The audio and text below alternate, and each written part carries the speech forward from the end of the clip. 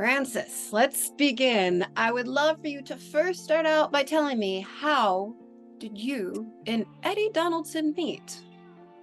So me and Eddie happened to be it's Derby time in Louisville, and my friend Chris Thomas, Jack Harlow's management, told me that there's this guy that is affiliated with this graffiti art collective in LA, Seventh Letter. I was like, oh, I'm familiar, and he's like, he should be here. You should meet him. And that night it was the album release party for Come Home, the Kids Miss You during Derby, and Eddie was there, and we just chatted, and he met me there, and we just talked all night basically. Yeah, we and hit it connected. off like homies. Hit it off right away. Yeah. We were homies right away. But I mean, that's the testament to who Francis is in his spirit. Like, it was like we knew each other, beside the common ground. It was great.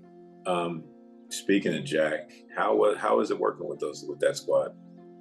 I mean, it's good. I kind of am very hands off. Like, how I work it with them, I kind of just give them as much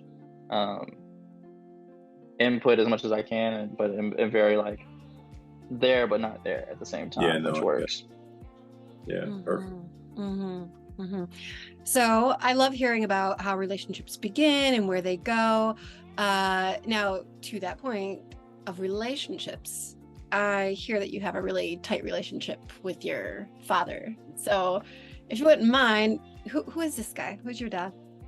So currently he is the Russian language professor at the University of Louisville, but he was he's just a local art man of all talents, and he was a Louisville punk rock in the early 70s and 80s scene, and he was playing drums, singing, and is still currently in a band called Juanitas. But so just an all-around creative guy who likes to obtain old properties or his old property and fix them up to a point. But yeah, Yeah, speaking of that, so when I went to go meet him, I met him at the studio, right? And they got the dopest bathtub, right? It's like the sickest tub, like from a movie scene, and it's sitting right by the front door. And the stairs, it's like 50 stairs to get upstairs. I'm like, what are you gonna do with this? He goes, we're taking it upstairs. And I was like, you want me to help you? He's like, yeah, right. And he's like, that's why it's still sitting here, because it weighs like a ton or something. Yeah, it's going up soon, I think. What about the house? Tell us about the house. I mean, I didn't get to go to the house, but I saw the house. Where do you tell us? So we live in an old Victorian church, formerly Presbyterian church, and that was kind of the first step into these Victorian homes and how we got into Old Louisville. But and that's how I grew up here. But it's just a beautiful historic building that has kind of just, ever since I was young, I was always the kid that lived in the church, and it was just like almost a conversation starter to everybody. Be like, oh, that's so weird, but also very like, cool, and also just like people wanted to like come through and check out the kid that lives in the church, because it was like that part, so it was a socially like way to just easily meet people, even though I was already doing that anyway. Interesting. Yeah, tell us about Old Louisville.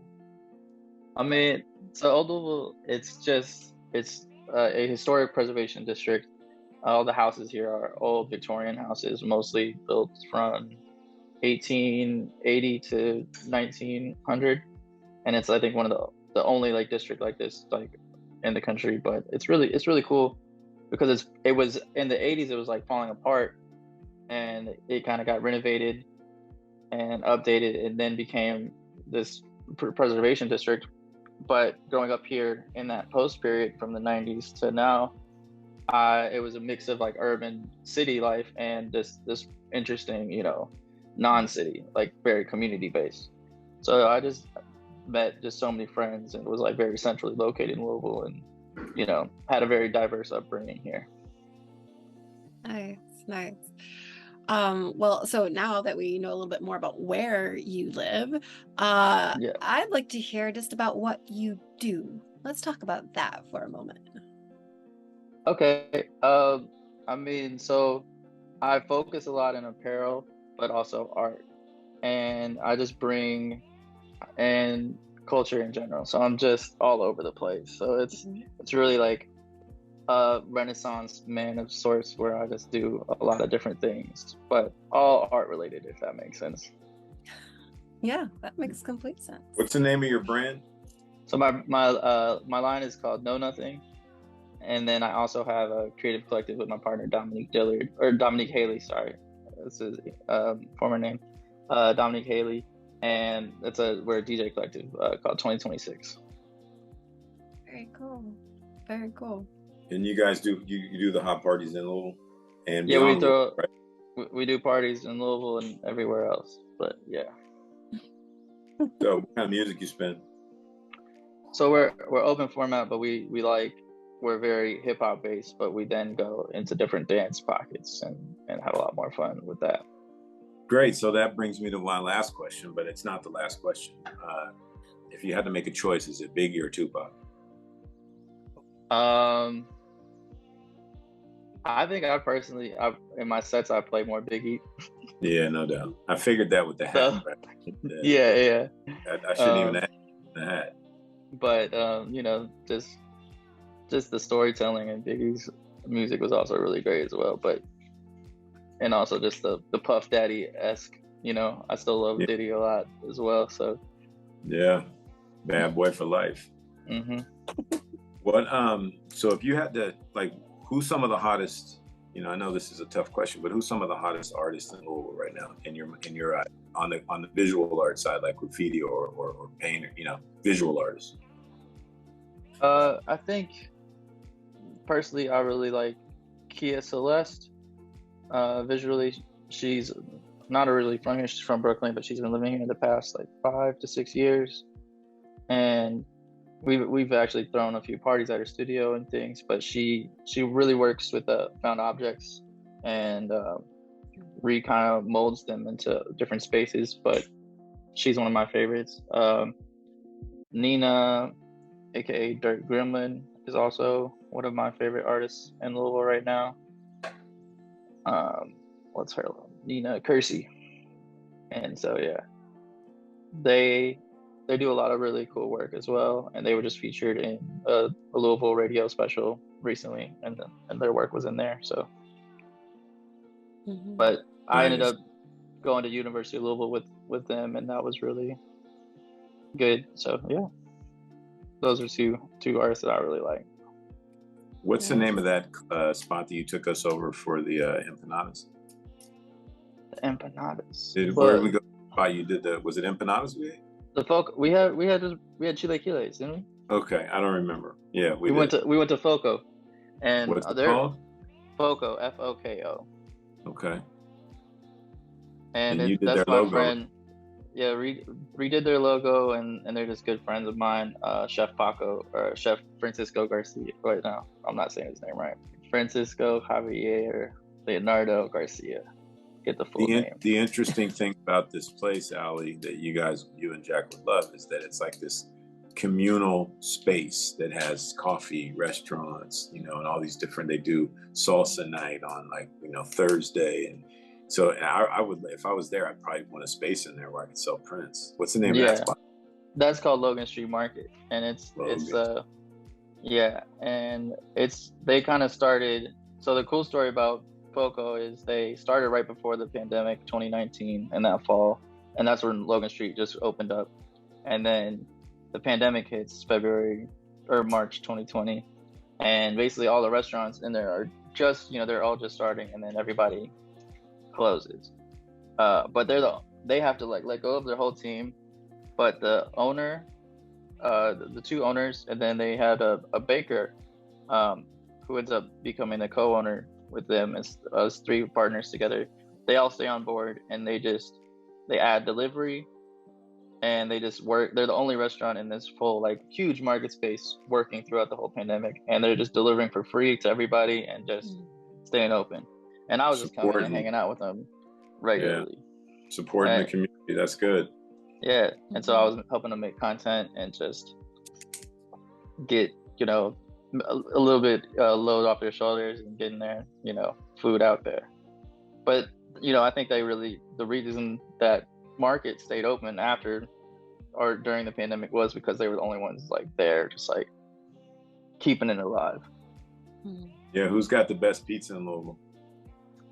The best pizza, right, is it's usually Spinelli's, but I've been also messing with Pizza Lupo recently, which I've been a big fan of. Shout out to Brian Spinelli. Shout out to Brian and Spinelli's.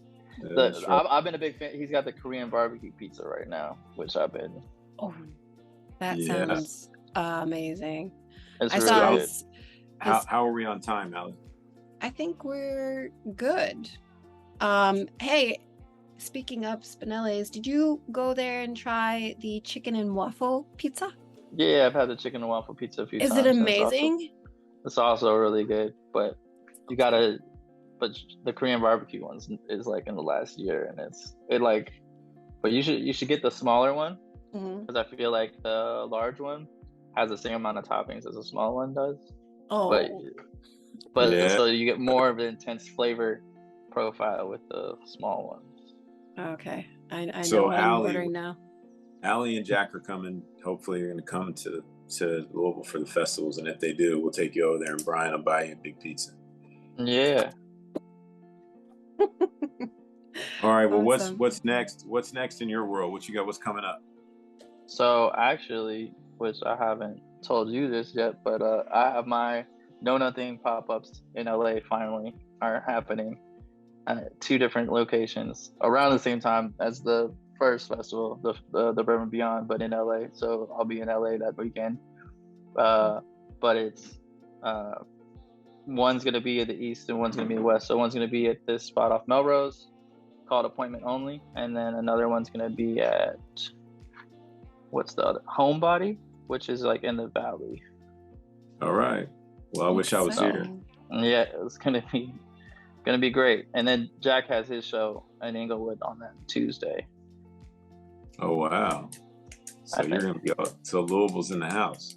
Yeah, it's gonna be deep in LA that week, and then I'll be back for Bourbon or for Louder Than Life. All right. Very Allie, nice. you want to take anything you want to take us out with, Allie? I think all of this has been really cool. I loved hearing about where you live, what you do, and some good pizza recommendations as well. Yeah. I just want to say thank you for helping all of us become a bit more aware now. Thank you so much. Thank you. Appreciate it. Thank you.